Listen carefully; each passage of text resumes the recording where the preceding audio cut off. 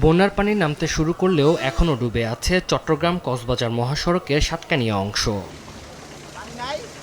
শুধু সাতকানিয়া নয়, চট্টগ্রামের বাঁশখালী, চন্দনাইশের বেশিরভাগ এলাকার মানুষ পানিবন্দী। সোমবার সকালে দুর্গত এলাকায় বিমান বাহিনী ও সরকারের পক্ষ থেকে বিতরণ করা হয় ত্রাণ। সরকার দুর্গত মানুষের পাশে আছে জানান বিদ্যুৎ, জ্বালানি ও খনিজ সম্পদ প্রতিমন্ত্রী অনিন্দ্য ইসলাম অমিত। এখানে সরকার যেমন তার মতো করে কাজ করছে, ঠিক তেমনি এখানকার সংসদ সদস্য ব্যক্তিগত উদ্যোগে কাজ করছে, বিভিন্ন স্বেচ্ছাসেবী প্রতিষ্ঠানও বিভিন্নভাবেই কাজ করছে। চট্টগ্রাম নগরীতে জলাবদ্ধতা নিরসনে চলমান বিভিন্ন প্রকল্প পরিদর্শন করেন পানি সম্পদ প্রতিমন্ত্রী। এ সময় তার সঙ্গে ছিলেন চট্টগ্রাম সিটি কর্পোরেশনের মেয়র ডাক্তার শাহাদাত হোসেন এবং স্থানীয় সংসদ সদস্যরা। লুইস গেট ছোটটাও বন্ধ, যেটা বড় তৈরি করা হয়েছে অনেক বড় করে, অনেক খরচ করে, ওটাও বন্ধ। তিনটা কাজ আমাদের করতে হবে, কাজে এটা নেক্সট প্রজেক্ট আমরা রাখছি, যার কারণে কি ওখানে পানিগুলো ড্রেন হচ্ছে না। পর্যবেক্ষণ এবং সহযোগিতায় আমরা কিন্তু এই চট্টগ্রাম সিটি কর্পোরেশন বা চট্টগ্রাম শহর এলাকায়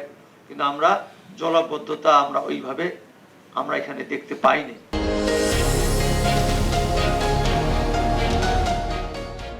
এদিকে সোমবার সকালে গুড়ি গুড়ি বৃষ্টি দেখা গেছে বান্দরবনে। তবে ভারী বর্ষণ না হওয়ায় কমতে শুরু করেছে নদ নদীর পানি। শহরের বেশিরভাগ এলাকা থেকে পানি নেমে গেলেও ক্ষতিগ্রস্ত মানুষের কাটেনি দুর্ভোগ। ঘরে ঢুকে পড়া পানিতে নষ্ট হয়েছে আসবাবপত্র ও নিত্য প্রয়োজনীয় জিনিস।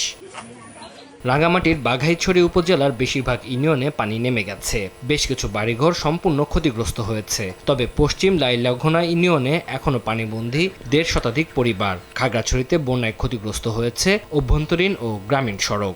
এখন পরিষ্কার করছি, এখন যাইতেছি, তাও বাসায় পানি আছে। বন্যার পানিতে খুবই সমস্যা, এখন বাড়িতে যেতে পারছি না। পাহাড়ি ডলে সুনামগঞ্জের তাহিরপুর বিশম্ভপুর সড়কের মোকামবাড়ির শক্তিয়ার খোলা অংশের 100 ও 300 মিটার সড়ক ডুবে গেছে। বিকল্প ব্যবস্থায় নৌকা দিয়ে পারাপার হচ্ছেন যাত্রীরা।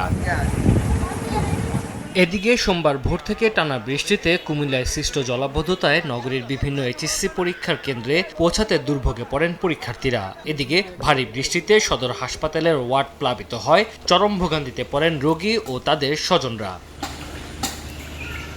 এদিকে সোমবার ভোর থেকে টানা বৃষ্টিতে বগুড়া, গাইবান্ধা, কুমিল্লা, নরসিংদী সহ বিভিন্ন জেলায় জলাবদ্ধতা তৈরি হয়। পানিতে তলিয়ে যায় প্রধান সড়ক, অলিগলি ও আবাসিক এলাকা।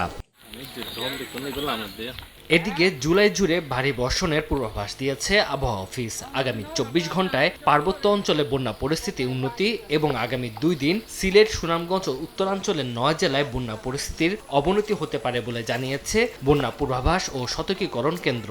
16 তারিখ থেকে মৌসুমী বায়ু সক্রিয় থাকার কারণে পুনরায় বৃষ্টিপাতের তীব্রতা বৃদ্ধি পেতে পারে। তবে বর্তমানে ভারী বৃষ্টিপাত প্রবণতা দেশের উত্তর পূর্বাঞ্চল এবং উত্তরাঞ্চলে কিছুটা বৃদ্ধি পাওয়ার সম্ভাবনা রয়েছে। এর ফলে মূলত দেশের উত্তর পূর্বাঞ্চলীয় সুরমা ও কুশিয়ারা নদী অববাহিকায় সিলেট, সুনামগঞ্জ জেলার নিম্নাঞ্চলে বন্যা পরিস্থিতির কিছুটা অবনতি হতে পারে। বন্যা কবলিত 11টি জেলায় সব স্বাস্থ্যকর্মী ছুটি বাতিল করার কথা জানিয়েছেন স্বাস্থ্যমন্ত্রী।